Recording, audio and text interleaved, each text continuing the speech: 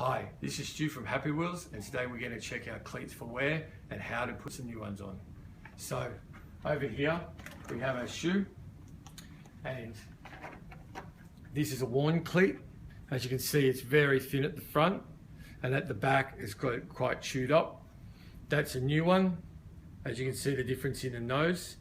So if you don't change this, you run the risk of pulling your foot, or pulling out and crashing. So we want to change them when we can. You don't leave it to this bad. So what we need is a new cleat and a 3mm Allen key for a look cleat, and a texter. Now the texter is to go around the old cleat. As you can see, it's usually a paint pen or some liquid paper. We'll do the trick too. So you can even use a texter, it doesn't really matter as long as there's a mark.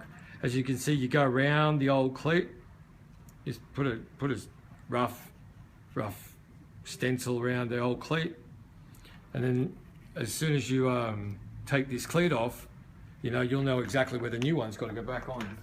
That's if you're happy with the position. So take the old one off.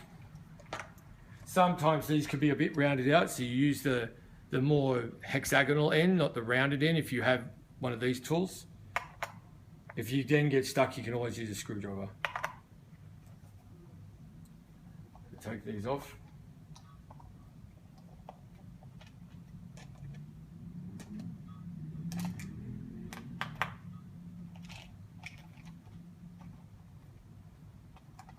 You can keep the bolts if you want, but they can't. All shoes come with new bolts.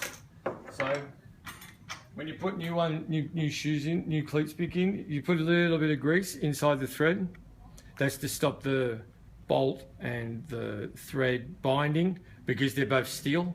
So you can imagine if you're riding in the rain, they can rust, and bind together, and then it's really hard to get the cleat out if you don't change them regularly. So there's got a bit of grease in there now. So just line up the bolts, do up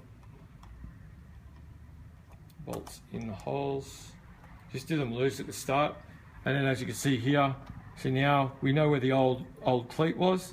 So you see if it's over there, it's too far over, so you line it up, has the right angle, and then you do it up a little bit at a time for each one. Usually works better. If you do one really tight, it can make the others not work as well. And then you go back around, tighten it up, and that's how you put a new cleat on a shoe.